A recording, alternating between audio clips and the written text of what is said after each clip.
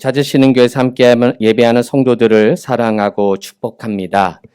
오늘은 종교개혁 주일입니다. 영상을 함께 보았지만 우리 개신교는 타락한 중세교회를 개혁하고 회복하는 운동으로 시작된 교회입니다. 다시 복음으로 또 다시 성경으로 돌아가 교회를 다시 교회되게 하는 우리 이 땅의 교회, 우리 찾으시는 교회가 되기를 소망합니다. 오늘은 본문을 중심으로 에베소서 강의 12번째 시간으로 서로 존중하는 공동체, 서로 존중하는 공동체라는 제목으로 하나님 말씀을 전할 때 은혜 받으시기를 소망합니다. 서로 이렇게 인사하겠습니다. 제가 당신을 존중하겠습니다. 제가 당신을 존중하겠습니다. 이런 유머가 있습니다. 아내들이 남편에 대해 내린 정의라고 합니다. 남편이란 남의 편만 드는 남자. 남보다 못해서 편들어 주기도 싫은 남자. 남에겐 죽어라 메일 보내면서 아내에겐 편지 한 통 안 쓰는 남자. 이게 남편이랍니다. 이 이야기를 들은 남편들 가만히 있을 수 없지요. 본인도 억울하다며 아내에 대해 내린 정의라고 합니다. 아내, 아이의 내 편 되기를 포기한 여자. 아이들은 죽어라 챙기면서 내 속옷조차 챙기지 않는 여자. 아주 그냥 내조라곤 없는 여자. 예. 이 부부 거의 막가자는 거죠. 여러분, 부부는 무촌이라고 합니다. 무촌. 촌수가 없다는 것이죠. 그만큼 촌수를 따질 수 없을 정도로 가까운 사이라는 의미일 수도 있지만 그 반대로 이 무촌이기 때문에 등을 돌리면 아무 사이가 아닌 남남이 될 수 있는 것 또한 부부인 것입니다. 부부가 무촌인 이유를 검색해 보니까 피가 섞이지 않은 사람끼리 만났기 때문이라고 합니다. 피가 섞이지 않았지만 아주 가까운 사이가 부부이고 또 그러면서 아주 멀어질 수 있는 관계가 부부인 것이죠. 부부는 서로 남남이 만나 사랑해서 결혼한 것이죠. 서로 다른 사람이 만난 것이 결혼입니다. 결혼하면 모든 것이 다 끝날 줄 알았는데 결혼 생활 해보니까 결혼이 곧 시작이더라고요. 결혼하다 보니까 배우자에 대해서 새로운 모습을 보게 됩니다. 결혼 생활은 서로에 대해서 알아가는 그런 과정이고 배워가는 시간입니다. 그래서 여러분, 배우자를 배워야 합니다. 배우자. 시작. 예, 왜 배우자일까요? 배워야 하기 때문에 그렇습니다. 부부는 서로 배워야 합니다. 서로 알아가야 하고 서로를 배워가는 것이죠. 배우자를 배워간다는 것은 양파의 속살을 만나듯 결혼 생활을 통해 서로 몰랐던 상대방을 알아가고 배워가는 것, 그것이 부부인 것이죠. 제가 좋아하는 책이 있는데 저는 연애를 책으로 배웠습니다. 그래서 책을 보면서 연애를 배웠는데 제가 청년 시절에 되게 좋았던 이 월터 트러비시라는 가정사역자가 쓴 아주 얇은 책인데 사랑은 배워야 할 감정입니다. 사랑은 배워야 할 감정입니다. 시작. 사랑은 우리는 사랑에 대해서 잘 안다고 생각합니다. 근데 사실은 사랑만큼 어려운 것이 없지요. 여러분, 우리 청년들에게 사랑이 뭐냐? 라고 물어보면 이렇게 말해요. 뜨거움, 열정, 아주 설레임. 그렇죠? 네, 결혼 전에는 막 설레인 것 같고, 막 결혼하고 싶고, 뜨겁고, 아주 열정이 가득한 것처럼 보이지만 실은 결혼 후에는 이 정의가 달라지죠. 어떻게 달라질까요? 사랑은 뭐예요? 오래 참음입니다. 사랑은 뭐라고요? 오래 참는 게 사랑인 것이죠. 이거를 사도 바울이 결혼도 하지 않은 이 사도 바울이 이것을 잘 알았습니다. 그래서 고린도전서 13장 4절 5절에 보니까 사랑은 뭐라고요? 그렇죠. 사랑은 오래 참고로 시작이 됩니다. 온유하며 시기하지 아니하며 사랑은 자랑하지 아니하며 교만하지 아니하며 무례히 행하지 아니하며. 그래서 사랑은 오래 참는 것에서부터 시작되는 것이죠. 5절에 보니까 무례히 행하지 아니하며 라고 합니다. 사랑은 무례히 행하는 것이 아닙니다. 우리는 사랑한다고 하면서 폭력을 행사할 때도 있습니다. 말로 폭행을 합니다. 사랑하기 때문이라고 하면서 오히려 사랑하면서 오히려 무례히 행할 때가 있습니다. 성경적인 사랑은 무례히 행하지 않는 것입니다. 그래서 데이트 폭력은 결코 성경적이지 않고 그것은 범죄인 것이죠. 사랑한다는 이유로 폭력을 행사할 수 없습니다. 사랑은 존중하는 것입니다. 사랑은 존중하는 것입니다. 시작. 사랑은 존중하는 것입니다. 여러분 모두가 다 행복한 부부, 행복한 가정이 되길 원하시지요? 그러면 존중할 수 있기를 소망합니다. 서로 존중하는 것입니다. 존중하면 서로 복종하는데요. 오늘 에베소서 본문을 잘 보면 남편들이 아주 좋아하는 말씀으로 시작을 하죠. 오늘 본문 말씀 이렇게 시작합니다. 에베소서 5장 21절에서 22절. 그리스도를 경외함으로 피차 복종하라. 22절. 아내들이여 자기 남편에게 무엇하기를? 소리가 별로 크지 않으신데 무엇하기를? 복종하기를 죽게 하듯 하라. 이 22절 보면 남자들의 눈빛이 아주 빛이 납니다. 그러면서 부부끼리 앉아있으면 옆구리 푹 치면서 여보 저 말씀 잘 들어. 복종하라잖아. 복종해야 돼. 당신부터 나한테 복종해야 돼. 이렇게 큰 소리를 치기도 합니다. 그런데 죄송하게도 22절의 말씀에 전제가 되는 말씀이 21절이에요. 21절. 21절 남자들 별로 읽기 싫어하는데 21절 중요합니다.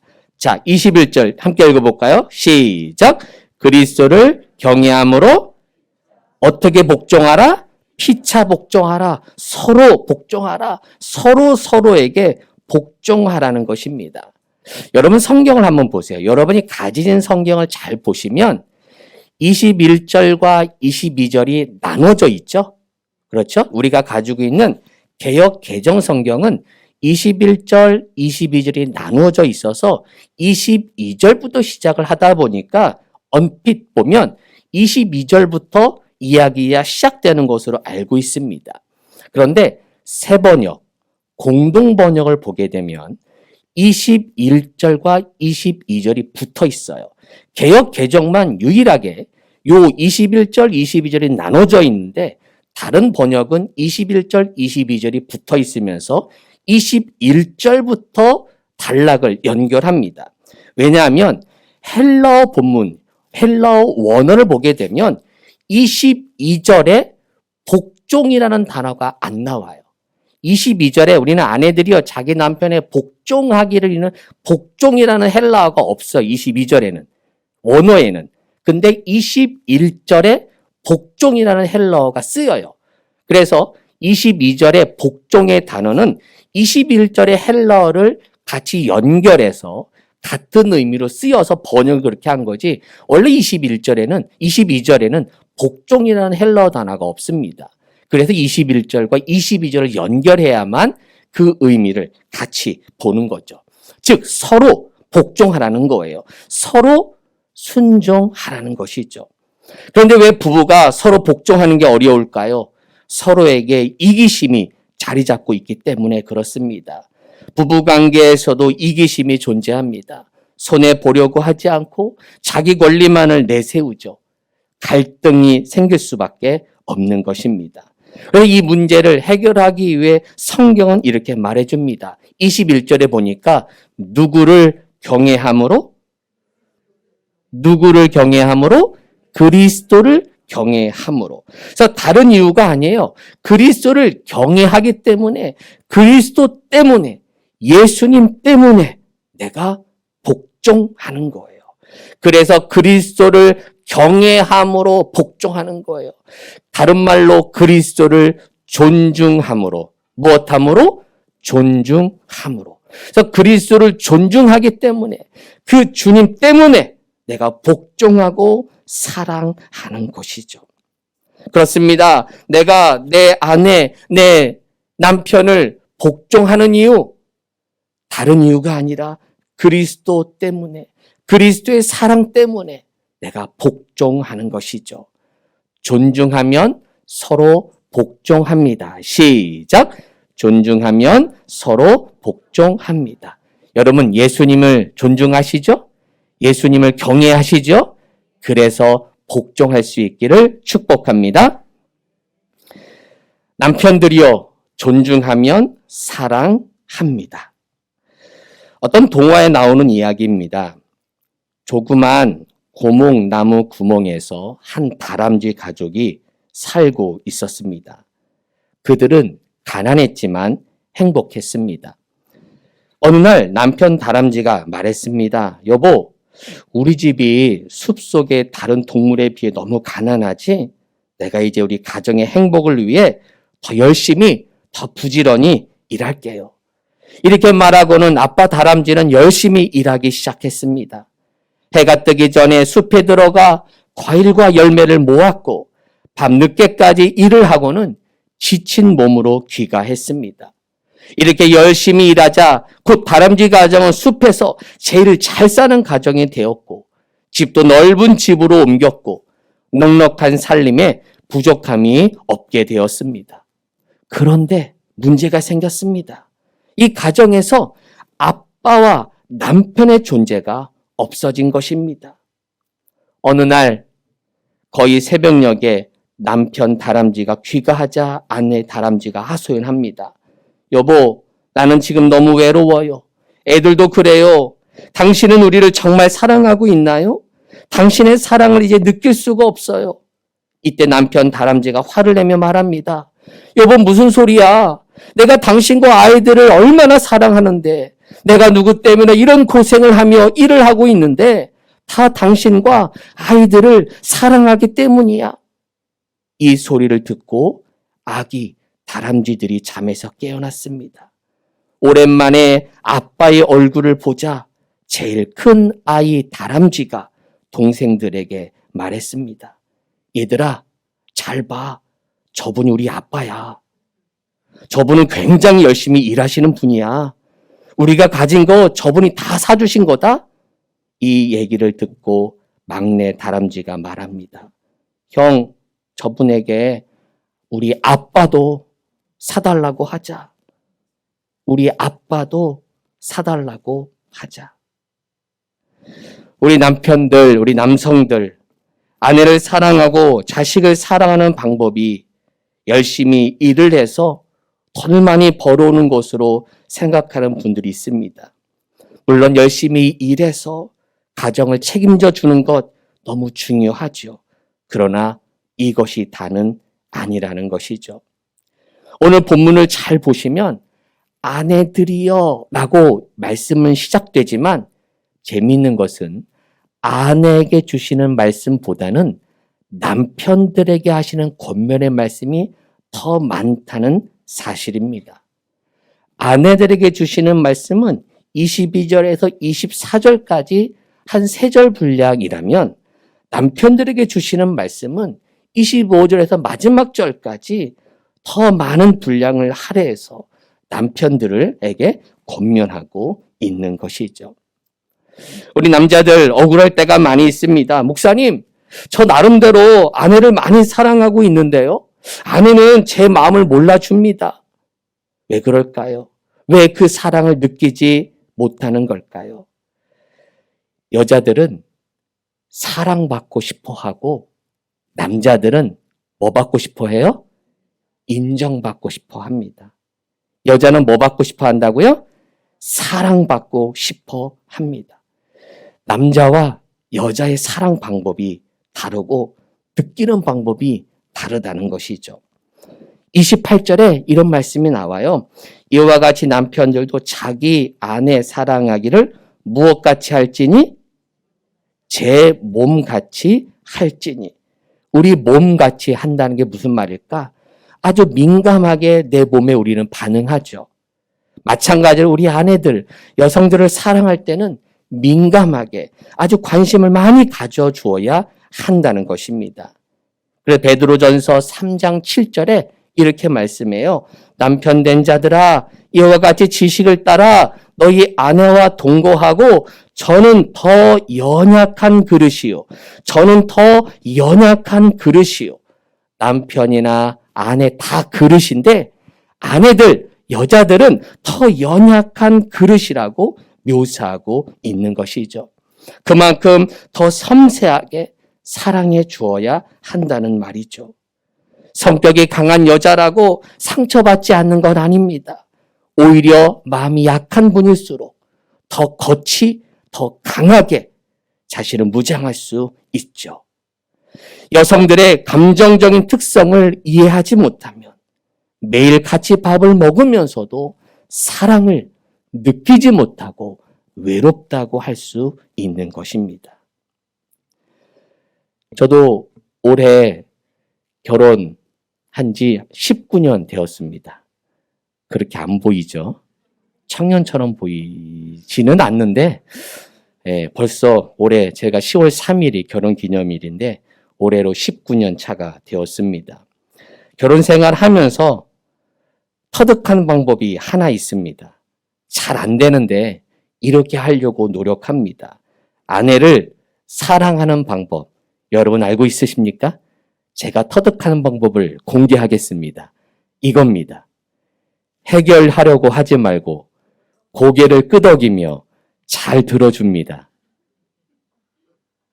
여성들 어때요? 맞아요? 아니에요? 네, 저희가 아내랑 싸우는 것 중에 하나가 아내가 이런저런 얘기하면 열심히 저는 해결책을 해주거든요. 때로는 답답할 때가 있잖아요. 아니 이렇게 하면 되는데 왜 저렇게 해서 이 고생을 하냐고. 열심히 해결책을 해결해주면 나중에 싸우고 있더라고요. 그래서 나중에 하는 얘기가 여보 내 말을 들어줘. 나도 알아. 나도 알긴 알거든. 내 얘기를 들어달라는 거야. 라고 이야기를 합니다. 그래서 잘 반응해주고 그것이 사랑해 주는 방법이구나 라는 것을 알게 되었습니다. 남편들이여 존중하면 사랑합니다. 시작! 남편들이여 존중하면 사랑합니다. 여러분 사랑할 수 있길 축복합니다. 물론 어렵습니다. 여자들 이해하는 거 쉽지 않습니다. 여러분 책 한 권이 나왔대요. 여자를 이해하는 책. 여자를 이해하는 책. 그 책이 나왔는데 이 정도 두께라고 합니다. 여자를 이해하는 책이라고 나왔는데 이 정도 두께라고 합니다. 이해하지 말라는 얘기죠. 이해하지 말고 사랑합시다 라는 거예요. 할렐루야. 사랑하면 존중합니다. 존중하면 사랑합니다. 우리 남성들은 아내를 많이 사랑할 수 있기를 축복합니다. 그 다음에는 아내들에게 주시는 말씀입니다. 아내들이여 존중하면 인정해 줍니다. 시작!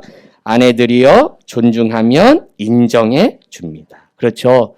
여성들은 사랑받고 싶어 하고 남성들은 인정받고 싶어 합니다. 남편들 맞으시면 아멘 한번 해주셔요. 다 용기를 없으셔요, 왜? 인정받고 싶어 한 게 우리 남성들입니다. 그래서 오늘 본문에 이렇게 말씀이 시작돼요. 에베소 5장 22절, 24절에 보면 아내들이여 자기 남편에게 복종하기를 죽게 하듯 하라. 이는 남편이 아내의 머리됨이 그리스도께서 교회의 머리됨과 같음이니 그가 바로 몸의 구주시니라. 그러므로 교회가 그리스도에게 하듯 아내들도 범사에 자기 남편에게 복종할지니라. 여기서 남편을 머리로 묘사하는 것은 결국 남자들이 아내들보다 더 우월하다, 더 높은 위치에 있다는 뜻이 아닙니다. 몸은 머리로만 존재하지 않죠. 그러나 중요한 건 이 말씀의 가장 중요한 목적은 아내의 책임 가운데 남편을 머리 되게 하는 것, 즉 인정해 주는 것, 가정에서 가장으로 인정해 주라는 그런 말씀인 것이죠. 왜? 남자들은 인정받고 싶어 합니다. 여러분, 가정에서 이 아버지의 리더십, 남편의 리더십, 이게 아버지의 리더십인 거예요. 리더십은 누가 세워줍니까? 아버지 스스로 세울 수 없어요. 따라가는 사람이 있어야만 세워지는 거예요. 서로 남편을 세워주고 남편을 따라가 줌으로 남편의 리더십을 인정해 주는 것, 그것이 남편의 리더십, 머리 되어 주는 것이죠. 여러분 아마 들은 이야기겠지만 아동범죄 연구소에서 나온 통계 가운데 교도소에 수감된 문제 아이들의 45%가 아버지와 함께 자라지 못했고 다른 40%는 아버지를 미워하며 자라났다고 합니다. 이렇게 아버지에 대한 부정적인 영향을 준 첫 번째 원인이 어머니라는 사실도 나타났다고 하죠. 자녀를 건강하게 키우고 싶으십니까? 그렇다면 남편을 집에서 세워주시기를 소망합니다. 인정해 주시기를 소망합니다. 좋은 글이 있어 인용합니다. 이 땅에 아버지들이 하늘 아버지처럼 완벽한 존재의 아버지가 아니더라도 우리의 자녀들은 그들을 통해 하늘 아버지의 존재를 배워가야 하기 때문에 아내는 남편을 가장으로 세워주고 높이는 중보자가 되어야 합니다. 한 번 더. 이 땅의 아버지들이 하늘 아버지처럼 완벽한 존재의 아버지가 아니더라도 우리의 자녀들은 그들을 통해 하늘 아버지의 존재를 배워가야 하기 때문에 아내는 남편을 가장으로 세워주고 높이는 중보자가 되어야 합니다. 누군가 아버지에 대해 아버지의 인상이라는 제목의 시를 남겼습니다. 아마 전에 보신 분들도 있을 것인데, 아버지의 인상. 내가 4살 때 아버지는 전능한 신이었고 요술쟁이 산타였지.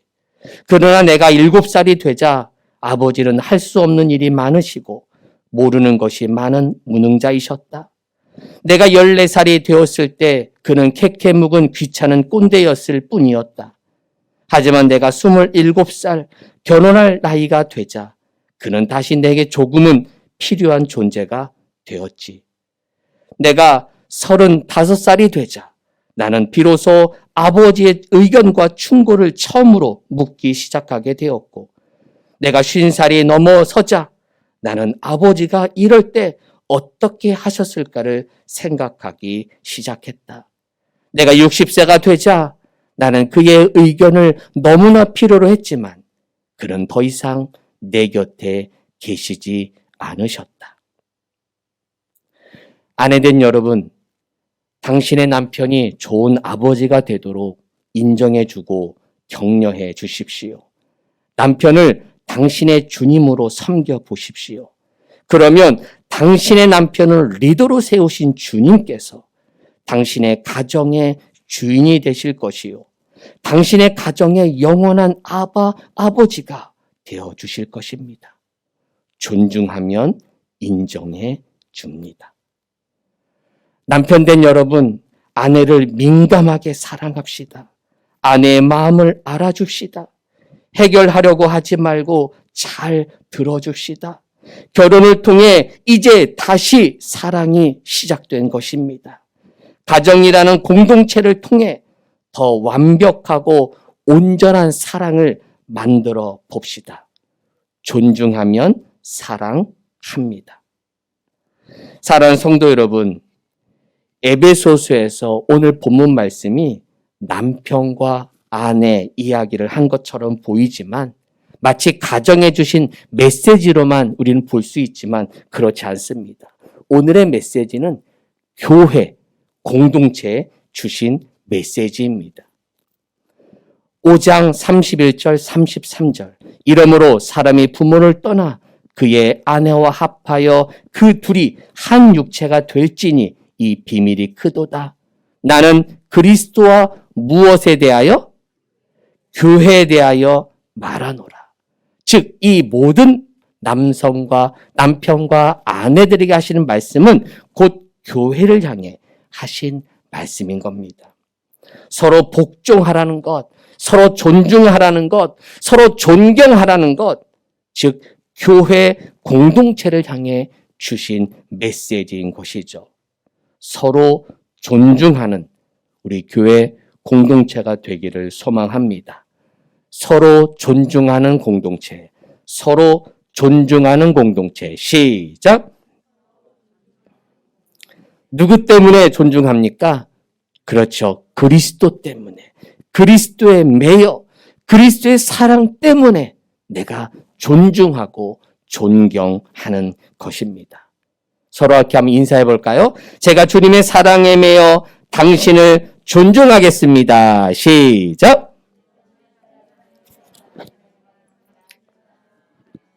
할렐루야! 우리 교회 공동체가 서로 존중하고 존경하는 그런 공동체가 될 줄로 믿습니다. 우리는 주님의 사랑에 매여 서로 존중하는 것입니다. 우리는 주님의 사랑에 매여 그 사랑 때문에 서로 사랑하는 것입니다. 완벽해서 사랑하는 것이 아닙니다. 주님의 사랑 때문에, 주님의 사랑 때문에 인정해 주는 것입니다.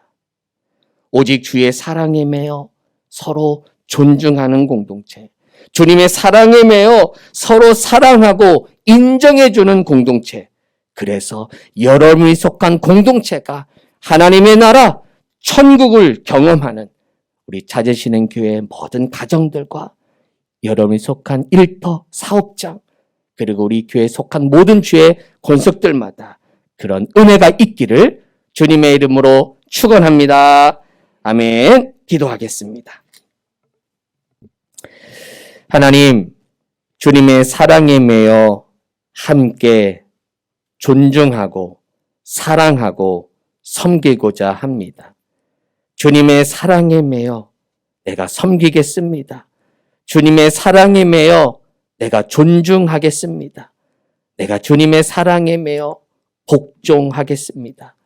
서로 복종하며 사랑하는 우리 찾으시는 게 모든 권속들 되게 해주셔서 서로 사랑하며 섬기며 서로 하나님 존중하는 믿음의 공동체가 될 수 있도록 축복하여 주옵소서. 예수님의 이름으로 기도하옵나이다. 아멘.